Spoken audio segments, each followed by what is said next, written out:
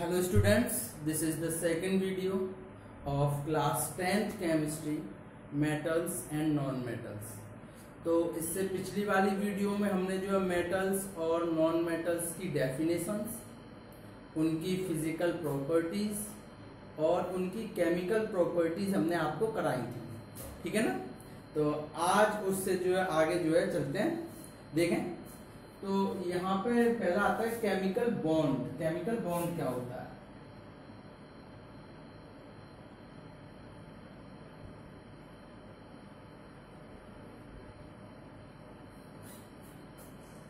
इसमें आता है an energy and force, sorry a force और एन एनर्जी which hold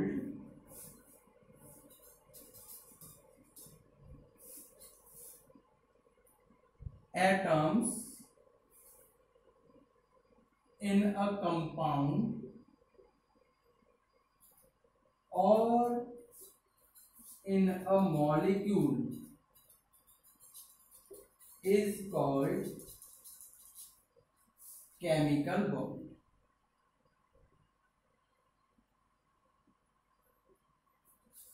तो वो फोर्स या एनर्जी जो कि बांधे रखती है एटम्स को किसी कंपाउंड में या किसी मॉलिक्यूल में, उस एनर्जी या फोर्स को हम बोलते हैं केमिकल बॉन्ड, ठीक है ना। तो इसमें एक क्वेश्चन आता है कि व्हाई मेटल्स और नॉन मेटल्स मेक बॉन्ड। क्या कारण है कि मेटल्स और नॉन मेटल्स जो है बॉन्ड बनाते हैं? कई बार आया है क्वेश्चन कि व्हाई मेटल्स और नॉन मेटल्स मेक बॉन्ड। तो इसका सीधा सा सिंपल है, सीधा simple answer, metals sorry every element have a tendency to complete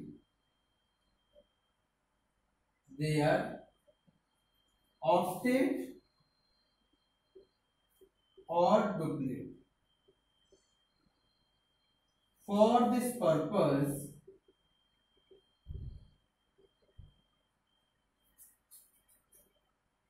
they make bond।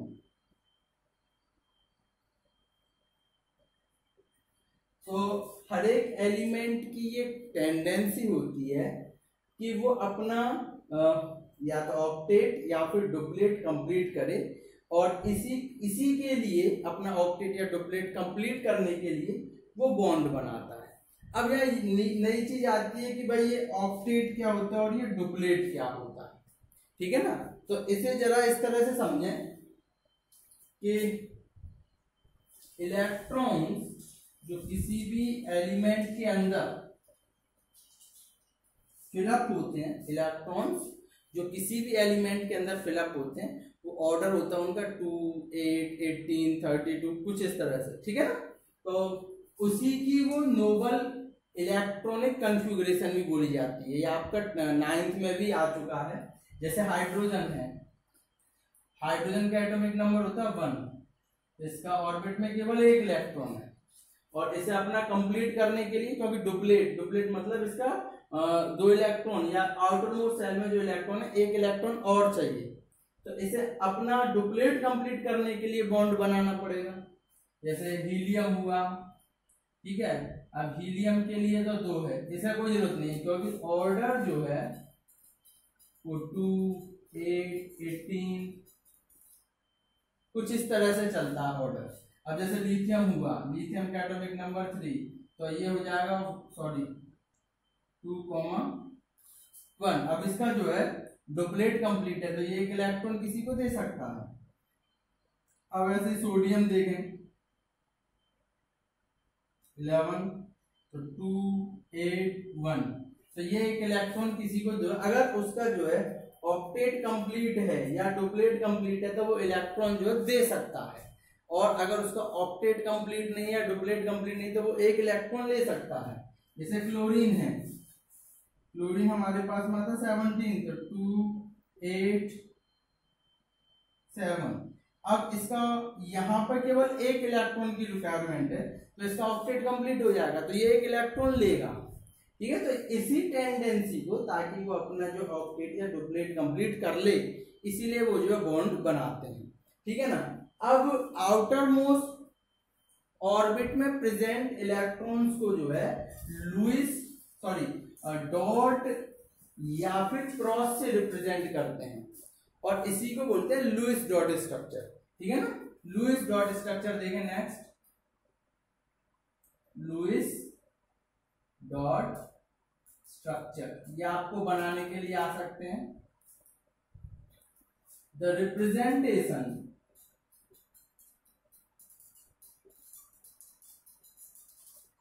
of outermost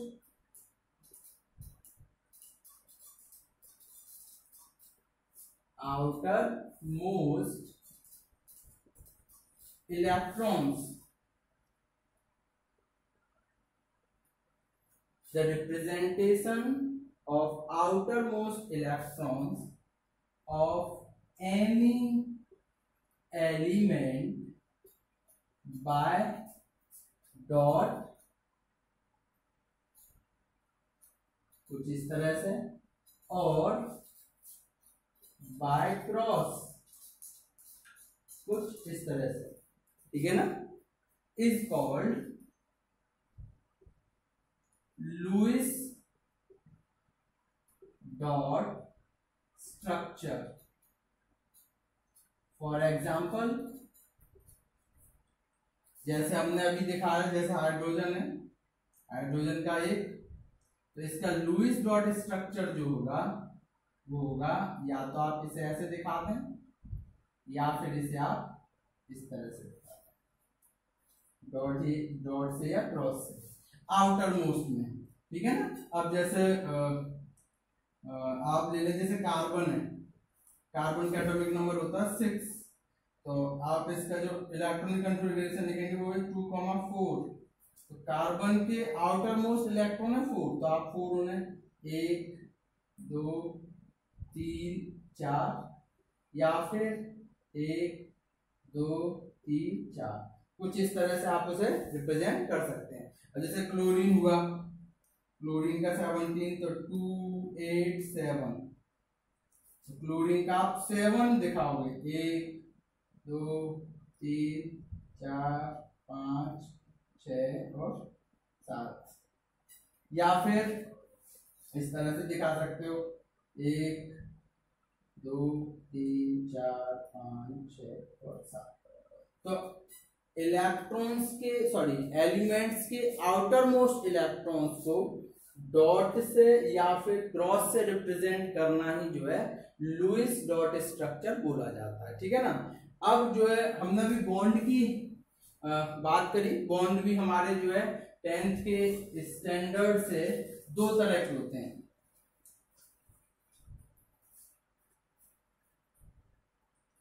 तो there are 2 types of bond. तो बॉन्ड 2 तरह के हैं 10th स्टैंडर्ड में। एक तो होता है आपका आयनिक बॉन्ड, और एक होता है आपका कोवलेंट बॉन्ड। ठीक, एक तो आपको होता है आयनिक बॉन्ड और एक होता है कोवलेंट बॉन्ड। तो सबसे पहले आयनिक बॉन्ड की डेफिनेशन देखें। Ionic bond, a bond is formed by transferring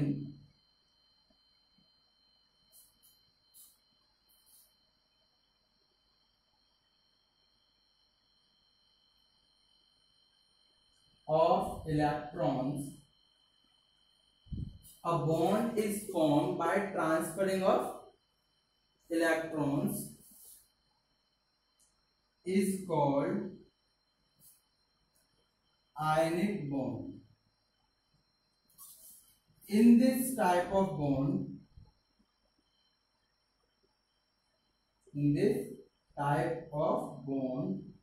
form ions, और इस तरह के बॉन्ड जो बनते हैं उन बॉन्डों के फॉर्मेशन में आयंस भी बनते हैं, ठीक है ना। A bond is formed by transferring of electrons is called ionic bond, यानी कि वो बॉन्ड जो कि इलेक्ट्रॉन्स के ट्रांसफरिंग से बनते हैं वो हमारे क्या बोले जाते हैं, आयनिक बॉन्ड बोले जाते हैं। और in this type of bond form ions, इसमें आयंस बनते हैं। अच्छा, अब आयनिक बॉन्ड में वही बन सकते हैं जिनके ऑक्टेट या डुप्लेट कंप्लीट हो, वही इलेक्ट्रॉन्स दे सकते हैं। जैसे हमने अभी दिखाया था कि जैसे सोडियम हो गया 11, एटॉमिक नंबर इसका 11 है, तो 281, तो ये एक इलेक्ट्रॉन दे सकता है, एक इलेक्ट्रॉन देके खुद जो है ये एक इलेक्ट्रॉन ये वाला दे देगा और इसका यानी कि ऑक्टेट इसका कंप्लीट हो जाएगा, ठीक है ना। सेम अगर जैसे देखा जाए मैग्नीशियम, इसका होता है 12 लेकिन 282, तो ये 2 इलेक्ट्रॉन दे सकता है और 2 इलेक्ट्रॉन देके अपने ऊपर 2 पॉजिटिव चार्ज जो है ये ले लेगा, ठीक है ना। तो इस तरह के बॉन्ड जो कि ट्रांसफरिंग से जो है बनते हो वो हमारे बोले जाते हैं आयनिक बॉन्ड। उस दूसरा हमारा आता है कोवलेंट बॉन्ड, उसकी डेफिनेशन देखें।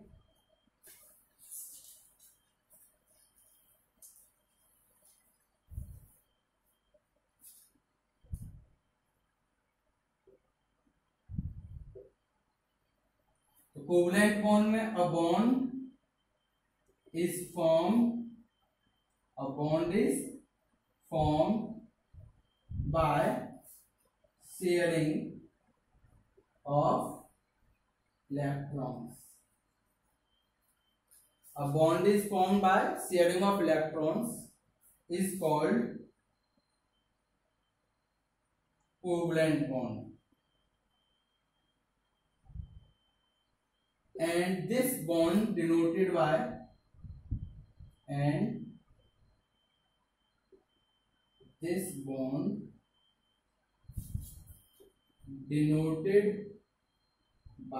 कुछ इस तरह से जो है एक लाइन 2 एलिमेंट्स के बीच में खींचकर ये जो है बॉन्ड बनता है, ठीक है। फॉर एग्जांपल देखते हैं, जैसे फॉर एग्जांपल में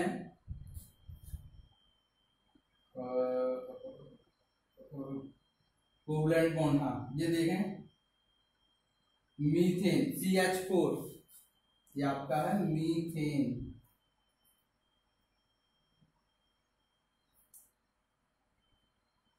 कार्बन के 4 इलेक्ट्रॉन आउटर मोस्ट में और हाइड्रोजन का एक इलेक्ट्रॉन। तो हाइड्रोजन का अपना डुप्लेट कंप्लीट करने के लिए 1 इलेक्ट्रॉन की रिक्वायरमेंट है और कार्बन को अपना ऑक्टेट कंप्लीट करने के लिए भी 4 इलेक्ट्रॉन की रिक्वायरमेंट है। तो ये जो है हर एक के साथ में एक इलेक्ट्रॉन्स की शेयरिंग कर लेगा, दोनों को ही रिक्वायरमेंट है तो दोनों ही आपस में क्या कर लेंगे, शेयरिंग कर लेंगे। और ये शेयरिंग करने के बाद में कुछ इस तरह से स्ट्रक्चर बना लेंगे। तो ये कोवलेंट बॉन्ड है जहां पर दोनों ही एलिमेंटों को इलेक्ट्रॉन्स रिक्वायर्ड होते हैं ताकि वो अपना बॉन्ड कंप्लीट कर सके, ठीक है ना। अब इनके बीच में डिफरेंस भी है, तो डिफरेंस देखें, उसकी भी डेफिनेशन लिखनी है।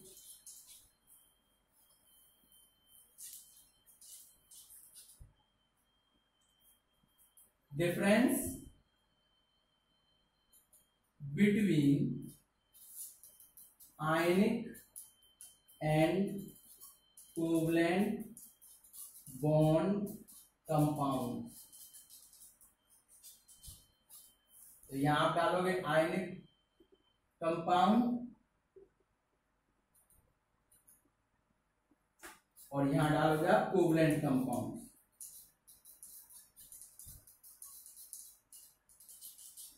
एक आयनिक कंपाउंड और दूसरा कोवलेंट कंपाउंड्स। तो सबसे पहले first difference, these compounds are formed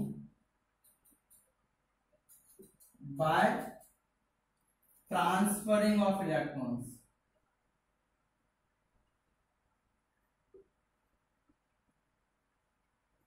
ये कंपाउंड बनते हैं इलेक्ट्रॉन्स की ट्रांसफरेंस से। और यहां these compounds are formed by sharing of electrons। ठीक है ना।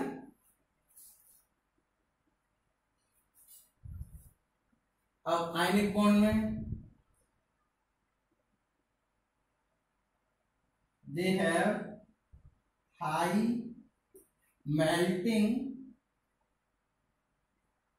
and boiling point।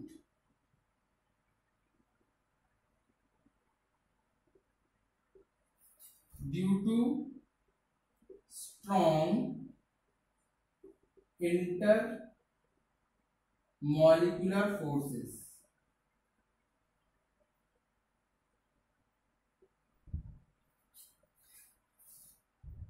they have weak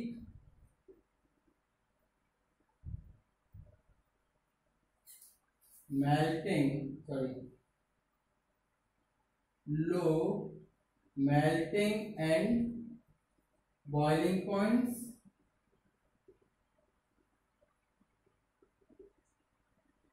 due to weak intermolecular forces।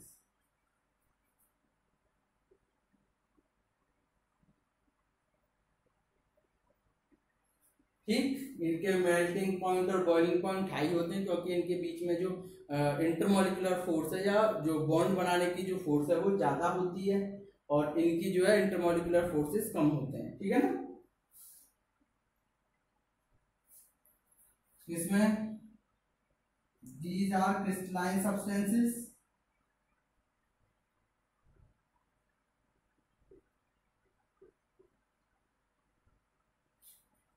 और ये these are non crystalline substances।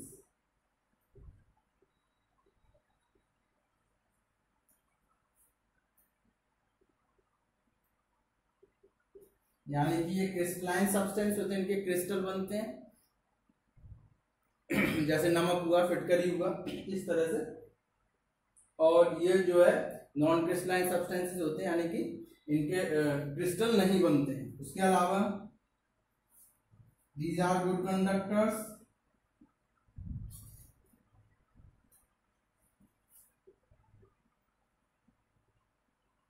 of heat and electricity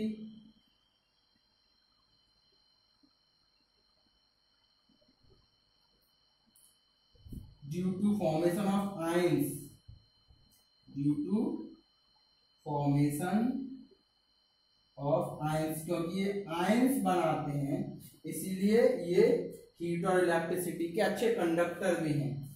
और ये these are bad conductor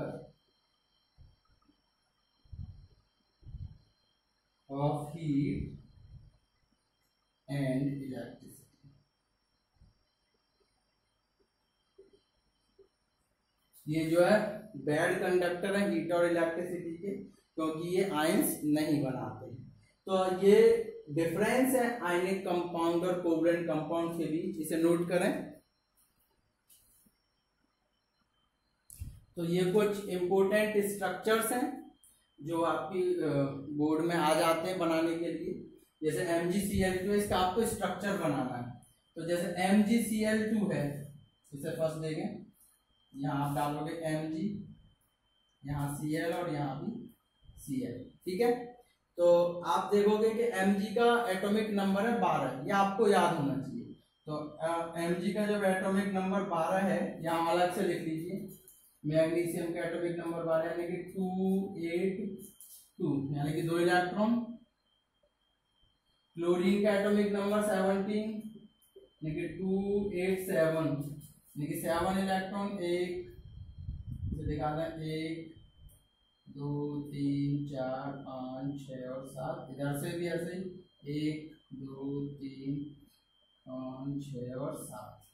ठीक है, तो मैग्नीशियम अपने दो, क्योंकि इसका ऑक्टेट कंप्लीट है तो इसके 2 इलेक्ट्रॉन निकल सकते हैं। इसके ऑक्टेट के लिए 1 इलेक्ट्रॉन की रिक्वायरमेंट है, तो मैग्नीशियम 1 इलेक्ट्रॉन यहाँ ट्रांसफर कर देता है और मैग्नीशियम 1 इलेक्ट्रॉन यहाँ ट्रांसफर कर देता है। तो मैग्नीशियम ने 2 इलेक्ट्रॉन ट्रांसफर किए, इसीलिए मैग्नीशियम पे चार्ज आएगा Mg2 पॉजिटिव, Cl एक नेगेटिव इधर और Cl एक नेगेटिव इधर। ठीक है ना, और इससे ये बन जाता है MgCl। इस तरह से आपको ये दिखाना पड़ेगा स्ट्रक्चर पूरा। ठीक है, अब उसके बाद में जैसे MgO है, इसे देखें तो सेकंड MgO मैग्नीशियम पे वही 12 होते हैं तो 2 इलेक्ट्रॉन इधर दिखा देते हैं। ऑक्सीजन का एटॉमिक नंबर होता है 8, इलेक्ट्रॉन 2 6 यानी कि ऑक्सीजन को होते हैं 6 इलेक्ट्रॉन, 1 2 3 4 5 और 6। अब मैग्नीशियम पर 8 लिखोगे तो ये 2,6, ये लिखोगे 12 यानी कि 282। तो इसका ऑक्टेट कंप्लीट है, 2 फालतू है, इसे 2 की रिक्वायरमेंट है, तो एक इधर ट्रांसफर और एक इधर ट्रांसफर, जिससे कि ये बना O पे 2 नेगेटिव और Mg पर 2 पॉजिटिव, जिसकी वजह से बना MgO। ठीक, KCl भी ऐसा ही है, थर्ड, ये सेकंड है, ये फर्स्ट है, थर्ड देखें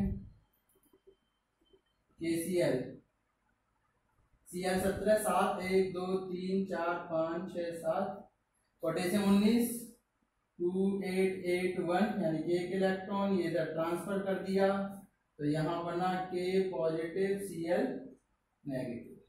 ये सभी ट्रांसफरिंग वाले हैं।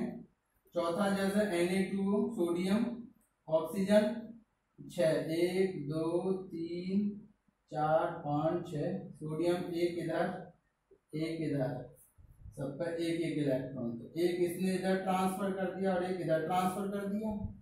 ठीक है ना, सोडियम होता है 11 281, 1 इलेक्ट्रॉन इसने दे दिया। ऑक्सीजन होता है 8 यानी कि 2,6, इसे 2 की जरूरत है, इसने 2 इलेक्ट्रॉन लिए, तो यहाँ हुआ Na positive, O double negative और Na पॉजिटिव। इस तरह से ये जो आपके Na2 कंपाउंड बना। ठीक है, तो ये तो थे। अब कुछ कोवलेंट स्ट्रक्चर देख लें।